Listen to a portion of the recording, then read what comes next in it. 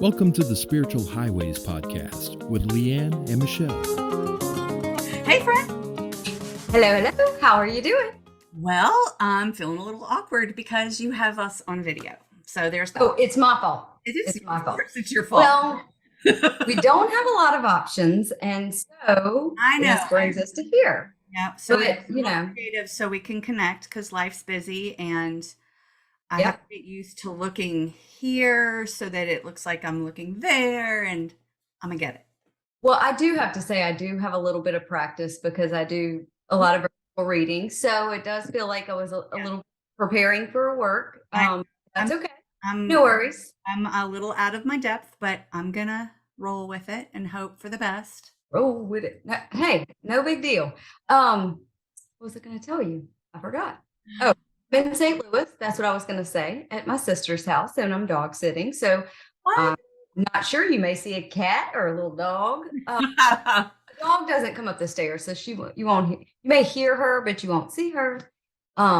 But anyways, I'm just glad that we could do this because I think it was important not to be able to so that we didn't miss recording an episode. Right. I know. I We didn't have want to to stay on track because we've been doing good. That's it. Exactly. Can't break our little rhythm here. Yeah. So Can't break. pardon me, I'm not really sure where I'm supposed to be looking, but there. Oh, at the little dot. Yeah, I got it. Walk towards the light, Caroline. You know, that's the only thing. I've never seen that movie. What? No. Oh, no. You should be traumatized by clowns just like the rest of us. That was not a clown movie. There is a clown in Poltergeist and it's terrifying. Oh, is it? It's not a clown movie. There is a clown and will give you nightmares. So. Yeah. I don't know why I even know that part of the movie. Walk to the light, Caroline. Walk towards the light, Caroline. There's peace and serenity in the light. Well, then now that's when you smudge people's houses. This house is clean.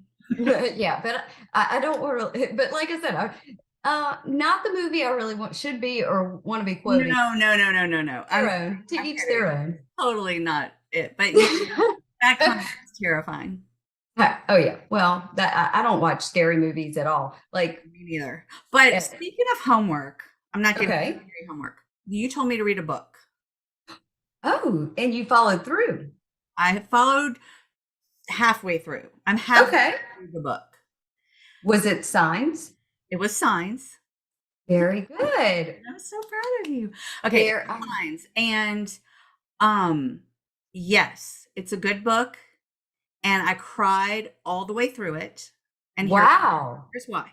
Because she shares a lot of experiences and the connections that people are making with their loved ones that have passed on. Aww. And you know that I love to see you give readings. So like in the group readings, or if we're with people and you're doing a reading, it might not be a big group, but it could be a small group.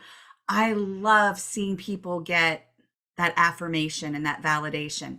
And so the whole book is you get to read about that for other people. And I'm like, ugly cry. I was at a robotics competition with my son, and it was a slow period. And I'm like, I'm going to read my book. And I'm reading it, and like tears are coming down my cheeks. And I'm like, oh my gosh, now I'm the freak crying at robotics. Like, so I'm like, but you needed that. Tears are cleansing. You know how many people will tell me that too in the office? Like they'll say, "Oh, I'm sorry, I'm crying." It's like, no, cry. So it was just in a weird place to be crying, but like, don't cry about where there's no crying in robotics. But it's just it's a good book, and I love that she shares that because like being in your group readings. I know that's why people like coming to the group readings if they've come several times. Oh yeah, have some regular suspects. You get to see, because you get to see other people get that validation, and it's just so beautiful. And so yeah, it's a good book. That's awesome. And maybe I should try to read the actual book and not do the audio version. Maybe I'll do better with that. I did not like the audio version. I tried. I tried to do it on the drive up there because I had a drive, and I was like, no, this is not for me. So don't put the audio down and just read the book. It's Okay. definitely- I will read the book, and I not will. going to be, this is what you do all day long. And I'm curious. I mean, I feel like y'all see the world kind of the same. There's some people that do what you do and you might not like resonate with them, but with this author, I think that you kind of are aligned in how you see and feel about things. So I before I even recommended the book at all, I listened to a short podcast or interview that she had done, and actually I didn't even listen to the whole thing. I just listened to a portion of it while I was like taking a bath one day, and some of the things that she said, I really felt like, okay, it's like kindred spirits. You're like, okay, yeah, I got you, girl. I got you, girl. Yeah. So yeah,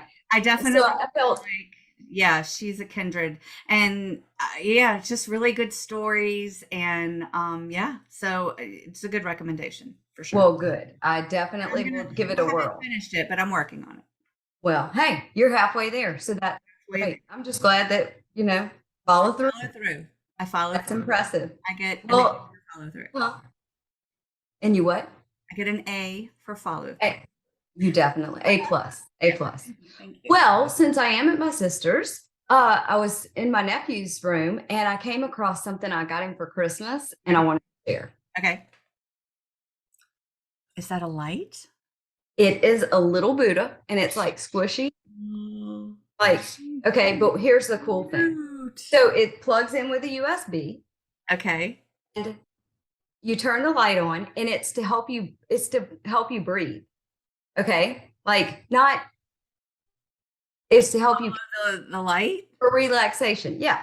So I don't know if you can see it, but it's bring it back just a little bit. Bring it back just towards you. Oh. There you go. Perfect. Green or purple. And then it changes to blue.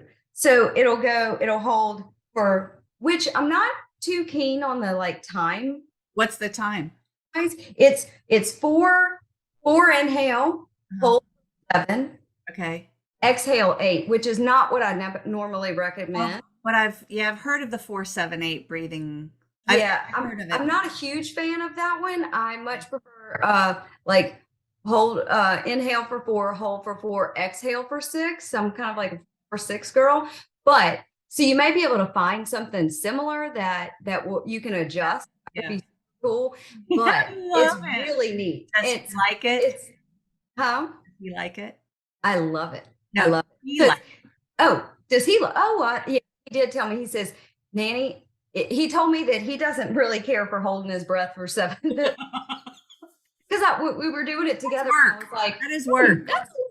That's a little much.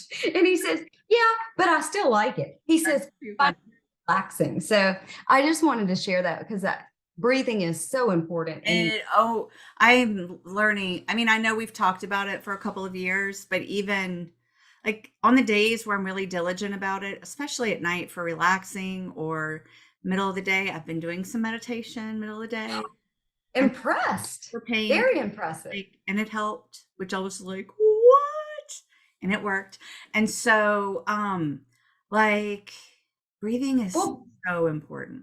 Breathing is a form of meditation because you're focusing on your breath, focusing it on your breath. And, it lowers your blood pressure. It lowers the anxiety and your pulse rate. And it's so centering and it's clearing and it's cleaning your body at the same time. Right. And people don't even breathe right. You should. No, we don't. We stomach. We've been doing it our whole lives and we're not doing it right. Right. Well, that's true. And I don't know that this is backed by science, but just in my experience and working with other people, I've realized that a lot of people that were athletic and growing up and such, they properly. Whereas people that are like me and who were not excelling in when it came to the athletic department, I still, even though I practice constantly, I still have to catch myself. But you should inhale and your stomach should expand. And then on your exhale, your stomach should collapse back down. Yeah. And just so you know, deep diaphragmatic breathing is very healthy and wonderful. It really is. I hope you're doing good. I don't know what you have to discuss, but I have a few things. I have to go back to our last episode on signs Okay. just for a minute because We can go for as long as you want. okay, so I had to write this down because I would forget. Mm-hmm. And not that anyway, so I've remembered. Now I don't need to look at it. Okay. So I'm in the car, I'm driving, and I'm thinking about the first episode where we're like telling people to like clear their plates, make room. Okay. Like your day doesn't have to be jam-packed. And so I'm like, there should be an exercise to be mindful, like, because, I was running errands and I'm running in and out of places. And I'm like, did I even speak? Did I tell her hello? Did I tell her goodbye? Like, I couldn't even remember my interaction with this person. And I was like, I hope I wasn't short with them. Like, so I realize I'm not mindful in my moments. If you're running in and out of a place, you're running out as you're thinking of the next place you have to go to. You're not actually mentally finishing what you've started in the place that you're in. Am I making sense? You're making it. I'm making notes of what. Okay. So I'm thinking about this, being mindful, and I go into a store and I'm leaving, and the lady at the checkout, there's two women, and one needs to get her inspection sticker done. It was at the end of the month. And I'm like, oh, you've got 30 days. It's no big deal. He's like, you sound like me. I mean, well, and I don't even know if that's true. Any LEO law enforcement people, if it's not true, email us. But I thought it was. So I mean, whatever. It's worked for me so far. So you've got 30 days. And she was saying, well, my husband usually takes care of it. And I'm like, well, he now has an opportunity to take care of it. He has 30 more days to take care of it for you. That's such a blessing for him. And she's like, oh, I love the way you phrase that. And I'm like, thank you very much. So, like, my ego is now like all fluffy and like so proud of itself because I said something that made her happy. And I'm leaving and I'm going about my day and I'm like, oh, I said something so nice.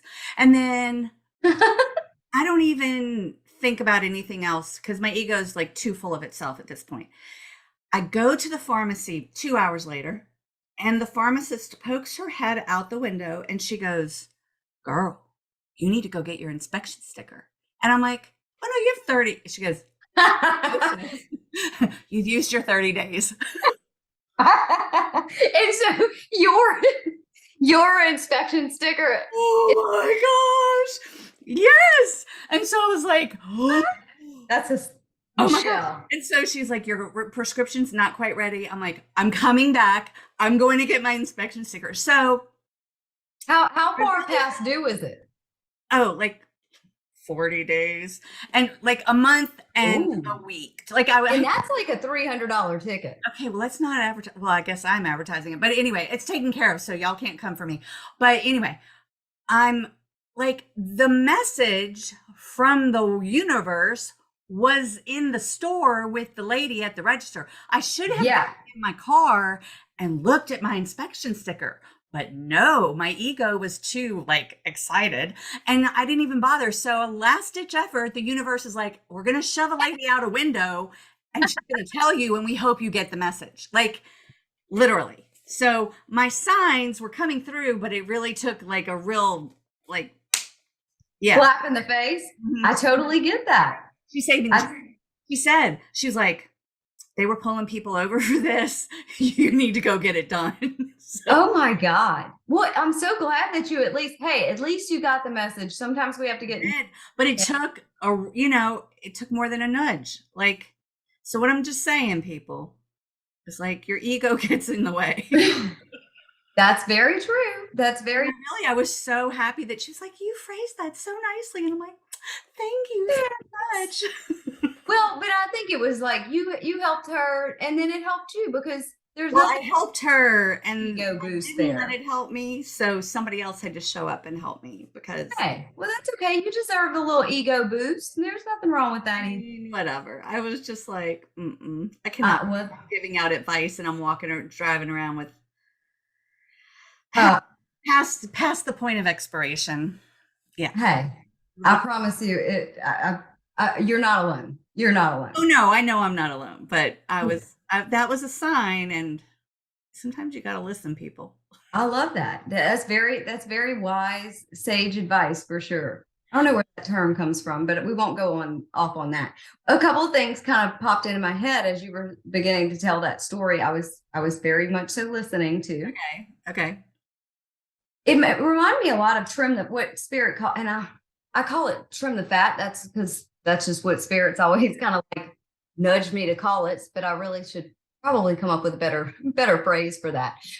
Spirit shows me trim the fat. That means that that's a sign that person should take, anywhere between a few days to a week or as long as they want, really, to go through their life and being very, very mindful of the places that they're going and the people that they're interacting with and the things that they're doing. So like, where do you go? How are you feeling when you get there? How do you feel when you leave? Do you feel when you're around this person or looking at this person on the internet or whatnot? And how do you feel like when you leave their presence? This will help you every time you leave this person's presence, if you're constantly feeling completely drained and like the oxygen has been sucked from your lungs, there's probably boundaries that need to be set. Oh, I didn't even plan it, but that's what I'm going to talk about in a minute. So anyways, pause on that. Put a hold on that. The other thing is like the same thing with the places that you're going. If you're going to this one place, even if it's just a store, and every time you leave, it's like, I feel just, worn down and exhausted. Maybe you should figure out a different time to go there or whatnot. And then the other thing is being very mindful of the things that you are doing on a regular basis, like especially those things that you do out of repetition that you've been doing for years that you do without even thinking about them. Right. Really ask yourself, is this necessary? Like, do I really need to be doing this? The example that I often give is like, okay, so I donated cookies every Wednesday and brought them to the church or the school for the past 2 years. Well, now I don't even like baking cookies and I'm too busy. I don't have time.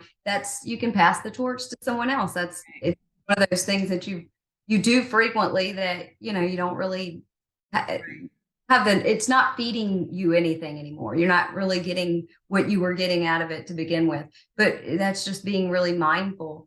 So that's one thing that popped into my head. And the other thing was, we ask ourselves to, I wouldn't ask you, Michelle, I need you to, and give you a list of 47 different things that you need to do. So, but we don't think anything of it as far as like, okay, I'm going to pay these bills, but I'm also going to think about doing the laundry and washing these dishes and then trying to, it's really not fair to your brain, and you're not being very, that's not very good self-care when we do that. So it's very important to focus on, okay, I'm going to set aside time to even worry about the past or the future. At 6 o'clock, I'll give myself 20 minutes to do that.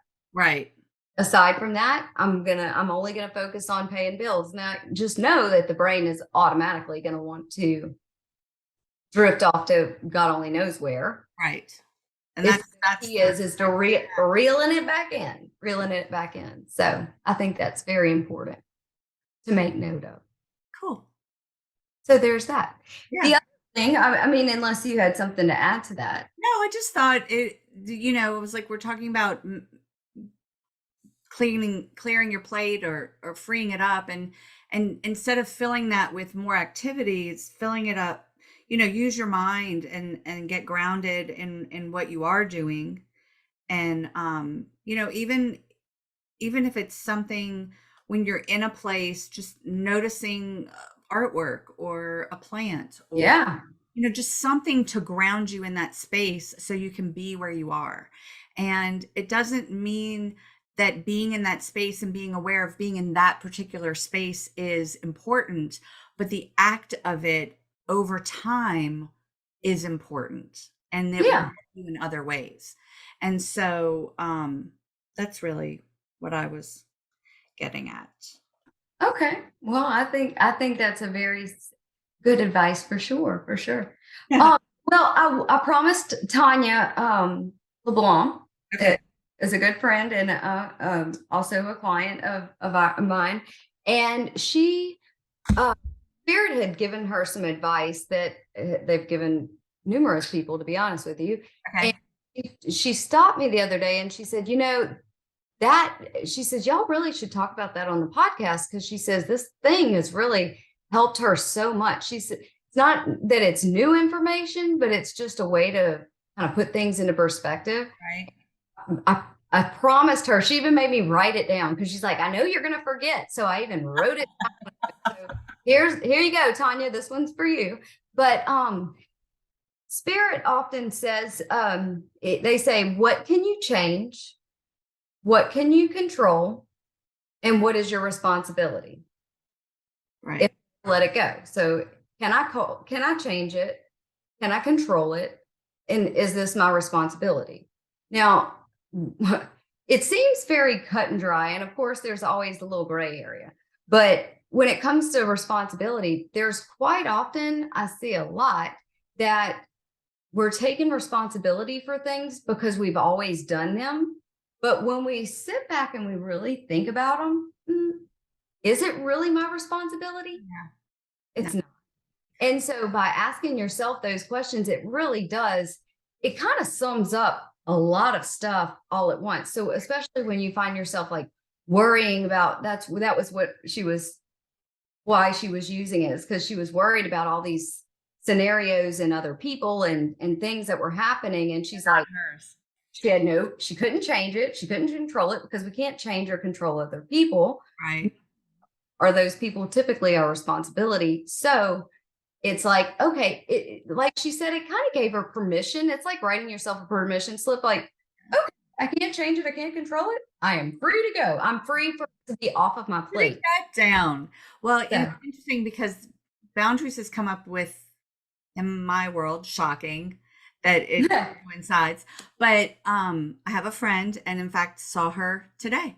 And I said, just because you notice it doesn't mean it's meant for you. Like, Okay. don't have to pick up everything you notice. And, she is a doer and a giver. And so she overextends herself for everyone but herself. Oh, yeah. And so she can walk into a room and see all the things that would make other people's lives better. Doesn't mean, so she thinks because she sees them and she's capable, well, I can do this and I can do this and I can do this. And she's doing all these things. And then she doesn't even get to be in the room because she's taken on all the things that she sees that need to be done for everybody else. But in reality, they're not even hers to do.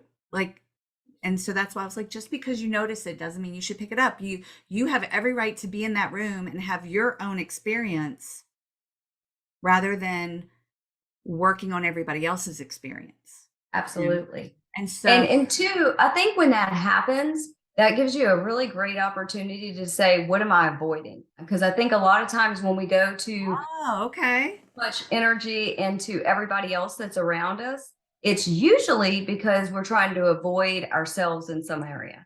So like, I'm going to put all my focus into my kids or to, this activity or this group or whatnot.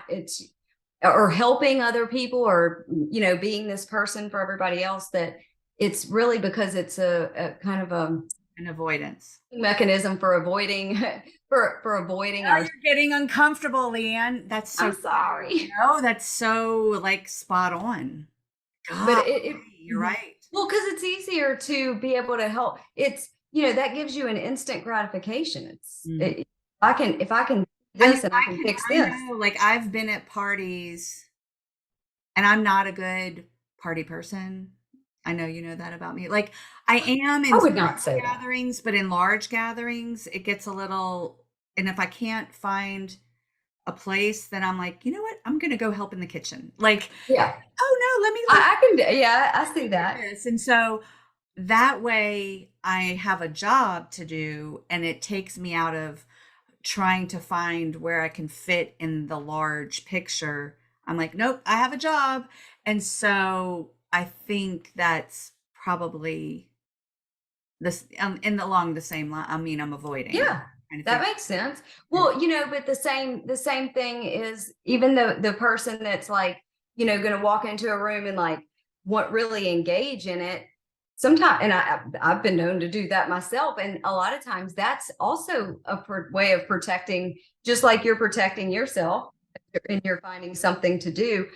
I sometimes do the same thing and go in and like, okay, if I can have people focus on what I'm wanting them to focus on, then I can kind of feel like I have control over what's happening or what information I'm picking up on. Okay. Yeah, no, that makes Did I translate that correctly? Yeah, Like, no, that makes okay. sense. And I think that's probably a lot of personalities do that.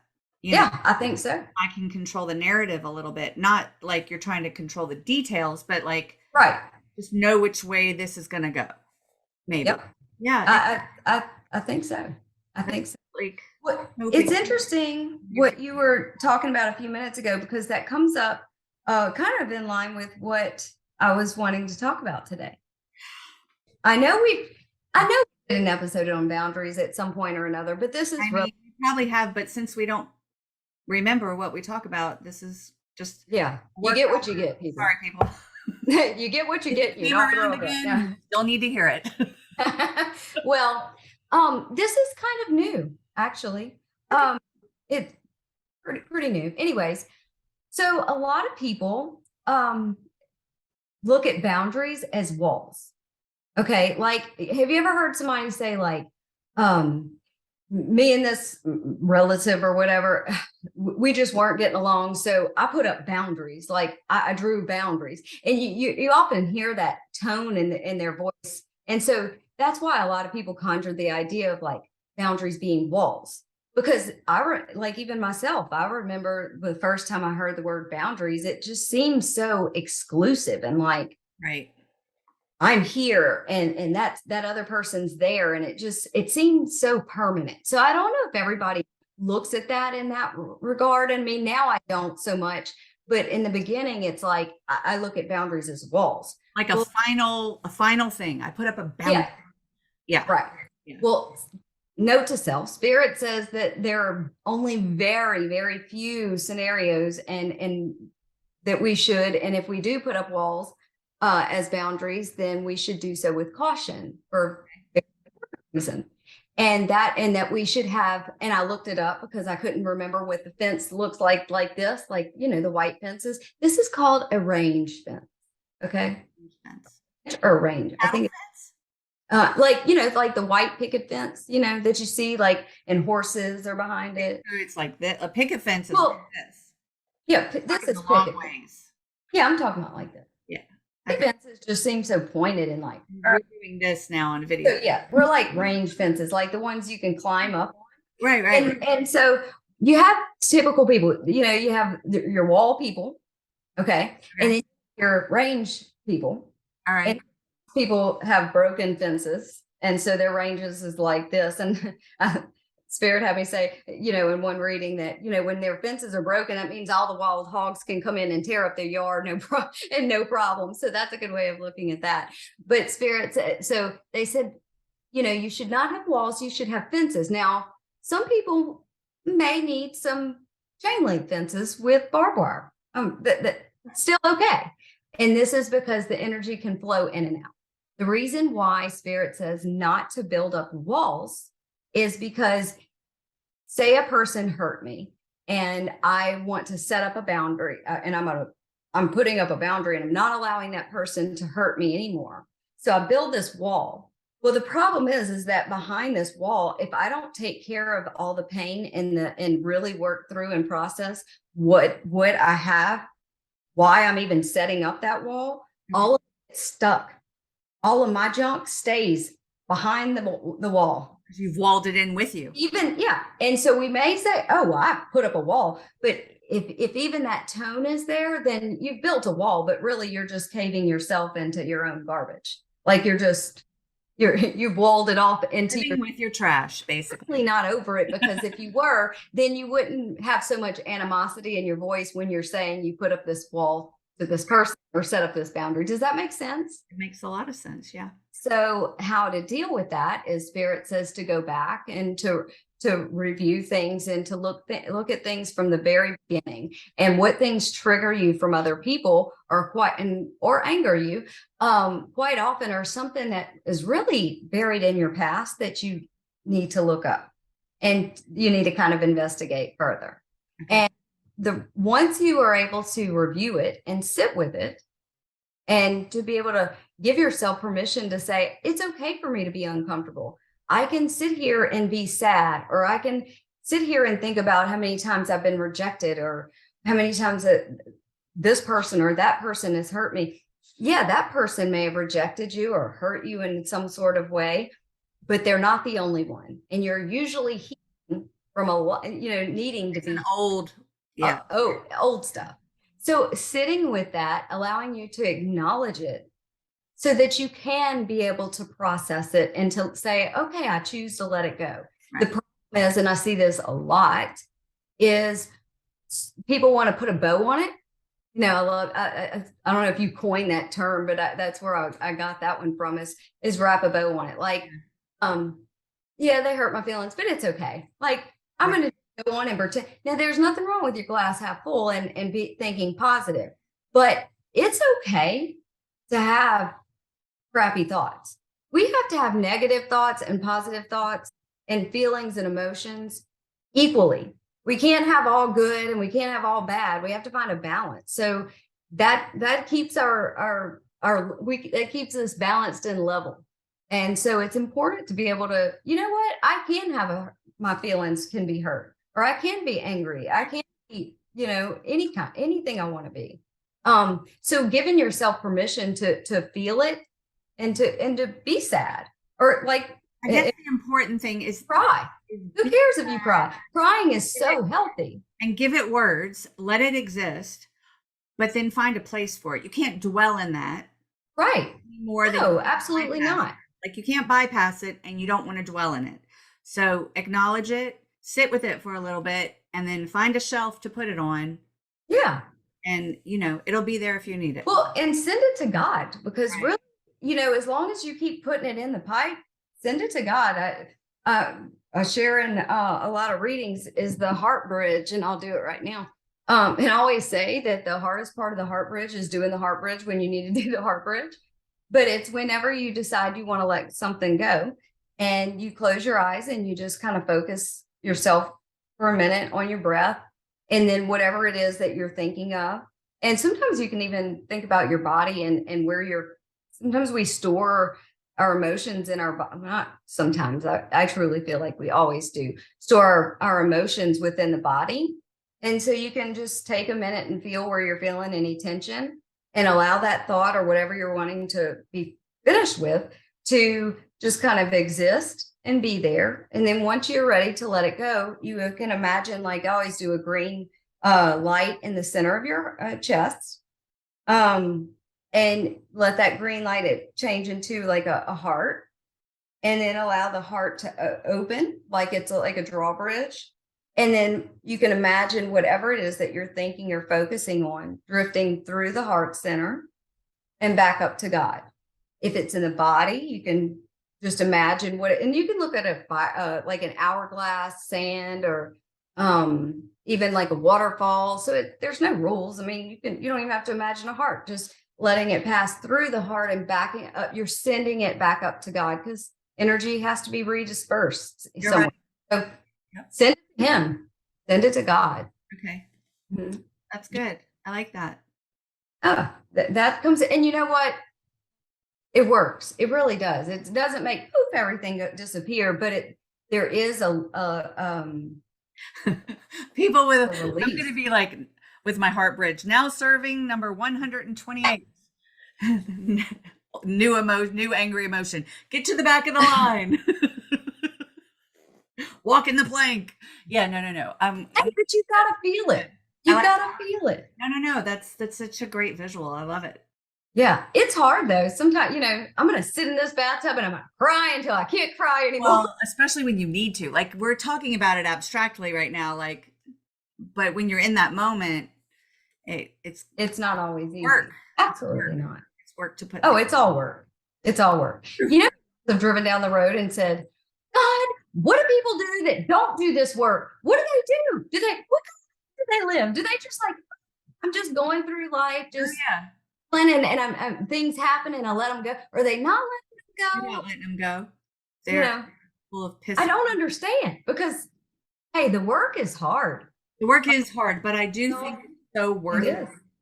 And I do notice, I mean, I still have a long way to go, but Oh, yeah, we all do. there's moments of my non-reaction or my ability to assess something and go, I'm doing better with that. And so it feels good to just feel like, and it could be like a moment, like, please don't think I'm Zen 24/7. Ask my kids. I am not. But I can take being able to observe things instead of in it. Instead of caught up in it, sometimes I'm able to step out and observe it. And I think that's really important, is observing some of these emotions or situations as a third person. Yeah. Not a first I think a lot of times we're so quick to put our own how we feel about it, person. especially when you have so much empathy for other people. We I'm so caring and I'm so understanding about this person, but they still hurt my feelings. So it's like, oh, well, my feelings don't really matter. Well, yeah, it's okay that Right. they do matter. You're not wrong for that. No, And get we're not wrong for that. feel. It's hard to allow yourself, but this is the other thing. And we did an episode on this a while back about being the main character in your story. Quit giving yourself a supporting role.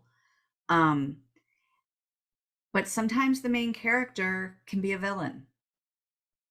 Well, sometimes So we have to recognize that sometimes we're the villain in the story.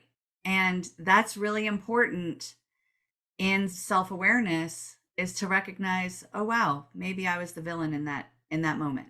And oh yeah, like that's growth if you can figure that out. Because just because you're the main character in your story doesn't mean you're always the hero or whatever. that's so true. And so I think the part of self-awareness is recognizing that you can also be the villain, and when you are the villain, and how do you fix that? Yeah. Because and it comes with being frustrated too. Like that frustration builds up, and I can remember, and especially people that are going through like these a lot of spiritual growth. Some of my most profound moments of spiritual growth came with me being a villain to my own self. I remember like in the teacher training, that was like a big one. And I remember going to my teacher and I was like, look, if I either get angry, like I want to hurt someone, which is totally not healthy. Like I'm just waiting, come on, or I cry. So I was like, I'm going to need something. I'm going to need some sort of calming something, because surely this isn't healthy. But it was just me working. Not Zen stuff. Yes. Oh, it was awful. I'm like, I remember. I remember. Yeah. Oh, I'm quite sure that you do remember, because I was. I mean, I don't feel like I ever felt it at me, but I remember you going through struggling with some really big things. Well, that's when I was running. And if I'm running anywhere that things are not great, because I am not a runner. But when I remember I ran, like, I think it was down Highway 16, or at that time, I was like, not the whole, obviously, but through the Antique Village by the high school and up and back. Yeah. Or the track. It was like, oh my God, I just have to run. Yeah. That's usually something's up. I'm working through some things, definitely, when that's the case, for sure. I'm gonna walk faster. Well, typically me too. That is no doubt. Well, I don't know how long we've gone, Michelle. No clue. We're just running our mouth. I didn't check, and there's not but it does feel like it's probably long enough. Yeah, I think we're it's pretty long. Yeah. So there was some more things that I wanted to discuss about boundaries, but I think we'll roll them. Boundaries part 2. Yeah. So we may even wrap up, knock out another whole episode so that, Do another boundaries part 2. yeah, boundaries part 2. Yeah. Wardrobe change this time. So if you want to do that, we can. Is that, Yeah. be out there? I mean, what's the deal? Yeah. that- Good. Are we saying goodbye? Yeah, we're going to say goodbye and then we're going to do a part Bye, 2. folks. Bye. See you in a few. Bye. Bye. Thanks for listening to the Spiritual Highways podcast with Leanne and Michelle. Catch up on past episodes at spiritualhighways.com, on iTunes, Spotify, SoundCloud, YouTube, and more.